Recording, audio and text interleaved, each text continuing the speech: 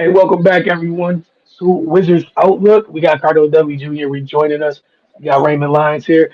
The Washington Wizards made things extremely, got a little shaky late in this one. We saw them check many of the boxes Cardell checked in the pregame for much of the game. And then, Cardell, you were in the building. Please tell us where everything went left, where every time I looked over, I saw a different member of the Orlando Magic walking back down court. Like, I can't believe I was open. Like, what happened?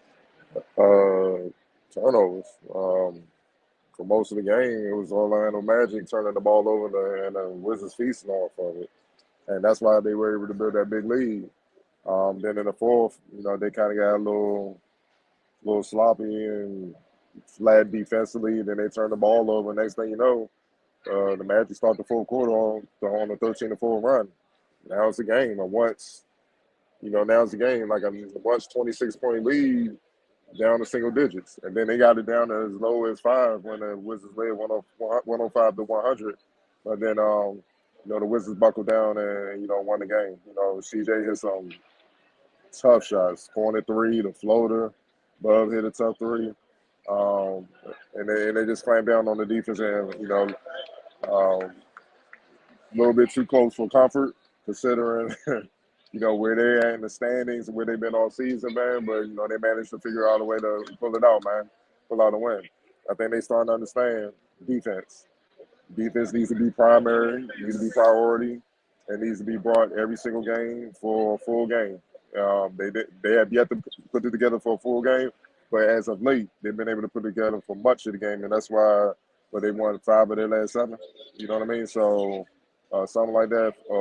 Yeah, five of their last seven games. So, um, good win. Obviously, the Magic helped their cause defensively with the turnovers. I believe, if I'm not mistaken, in the first half, yeah, they had 11 turnovers, and Washington scored 16 points off those 11 turnovers.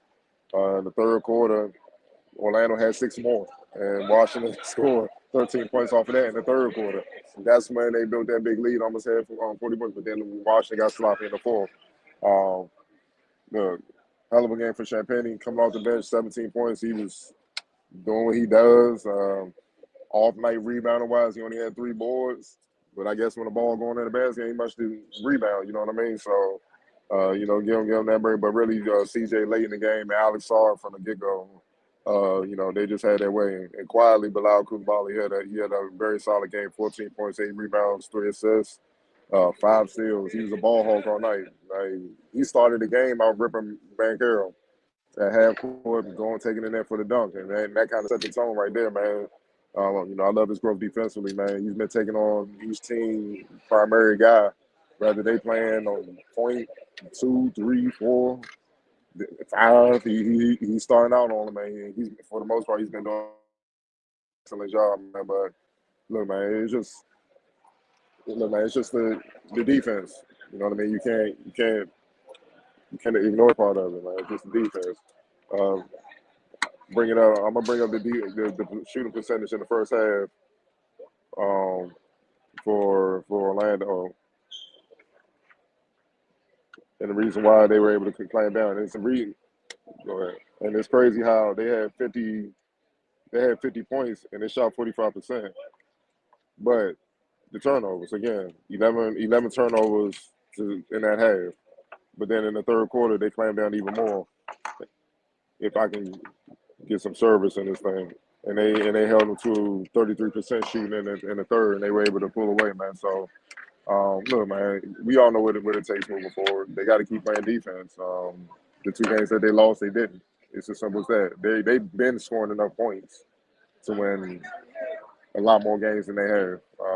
But as of late, the defense has been catching up, and health has a lot to do with it. You know what I mean? But even when they were healthy at the beginning of the year, it was still bad. But I think everybody's just starting to buy in, and then once you get the buy-in from most of the team, if not all, good things are happening. They just got to keep it going, and that's just something we got to wait and see. Especially with all the trade rumors going around, you know how that goes. Yeah, it's funny. Ray and I were just talking about that the trade rumors, and the one that I can't, my brain doesn't want to accept. So I need that stuff to go away, out of sight, out of mind at the moment. But Ray, your thoughts on tonight's game and Washington holding off their late charge from Orlando? Yeah, I mean, like Cardell said, man, once things kind of started going off the rails for the Wizards and they got a little sloppy, that's when the Magic seized the opportunity and fought their way back in the game. But kudos to the Wizards. They regained their footing. CJ was the closer once again, and they were able to pull it out. But uh, I I think there's when they're starting to kind of see wins stack up, they're starting to get it that they got to defend, they got to take care of the ball. When they do those two things, then every other phase of the game kind of feeds off that. Like it's different when they're scoring a lot of points just because they happen to make shots, and when they're scoring points because they're running good offense. Um, and then if they're not defending, then they don't even and they turn the ball over. They don't even get a chance to set up to defend, which once that thing starts snowballing out of control, then everything else falls off the wayside. They don't trust each other, and the game just it just becomes helter skelter. But yeah, man, like they for much of the game up until the Magic made that run, they were in complete control. They looked good. They got Magic kind of had their way in the paint, 56 points in the paint to 40. But the thing that we've seen teams inflict on the Wizards recently, the Wizards kind of turned the tables. They scored 29 points off turnovers. So that definitely helped their cause. But yeah, man, they definitely started to get some continuity. They look like a team that knows each other at this point, and they just got to keep stacking wins on top of each other. All right. For you guys, player of the game. Um, I'm gonna give it to Sar, and then my X factor gonna probably be Champagne. Right. Yeah, no argument for me, man. Especially you know, CJ he definitely closed, but saw it throughout the course of the game, especially with we always talk about how teams with a lot of big bodies give the Wizards trouble. Sorry down there battling and making things difficult makes a difference. And yeah, Champagne he just continues to be a spark plug for this team. So yeah, shout out to everything he's doing. And let me bring these 2 points up real quick. Remember the key preseason, one of the keys was keeping them off the offensive boards. Van Carroll, especially Wendell Carter. Wendell Carter finished the game with one down. Van Carroll had zero. That was huge. And the Wizards, they lost the rebound about 2, 48-46, but that was key. And that's the reason why they were able to build that lead because Orlando really can't score for whatever reason. They just struggle to score in the half court. And they rely on cleaning up a lot of misses to make up for that. And then on the other, and then the other thing, the second point, free throws, keep them off the free throw line. You got to defend them without put them on the free throw line, especially Van Carroll. Van Carroll only got five free throw attempts. He was 3 for 5. Wendell Carter, 0 attempts. Tristan Da Silva, who was killing at first, he had like 9 points in the first quarter on 3 or 3 shooting.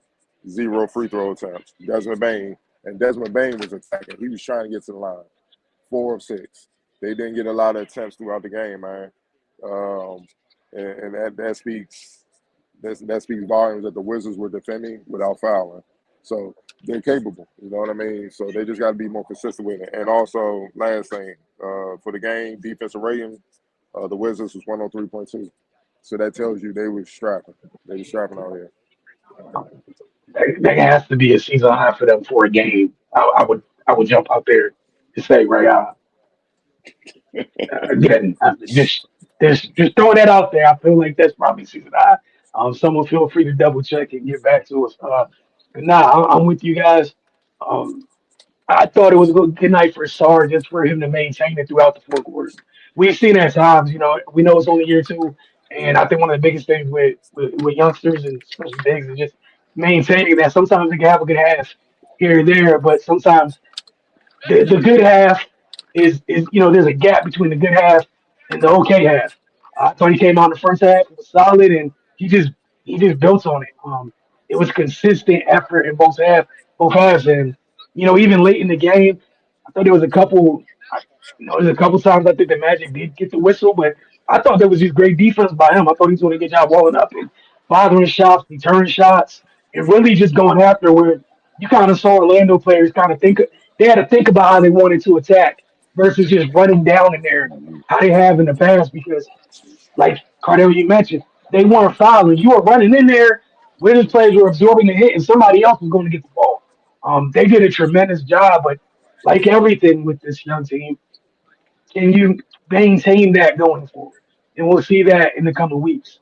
But yeah, I thought they were tremendous in that aspect, especially when Orlando is if there's like a team of five, we're gonna get downhill teams. Orlando got to be two at worst. Like that's just what they believe in. Like you said, Cardell, their best half court offense is clean up a miss. That's just how they go about it. Yeah, yeah, man. I'm not even gonna get into what the Orlando beat reporters were saying. I'm leaving it alone. I'm gonna let them deal with that negativity down there. We have enough of our own. But 10th win for the Wizards. They beat the Sixers record. Most of the first half of this year, we was nervous. It was looking bad, dog. I'm just happy they beat that record, man, because it was like, man, damn. But yeah, man, like just keep it going. Just keep it going. You never know. You know what I mean? So um, All Star break about to come out, get a little break, finish strong, finish the first half strong. Right, and then uh, this week continues. They're in Philadelphia tomorrow. And then they return home on Friday for the Pelicans. We'll talk to you guys a couple more times this week. But again, it's always fun to talk to you guys after a Wizards win.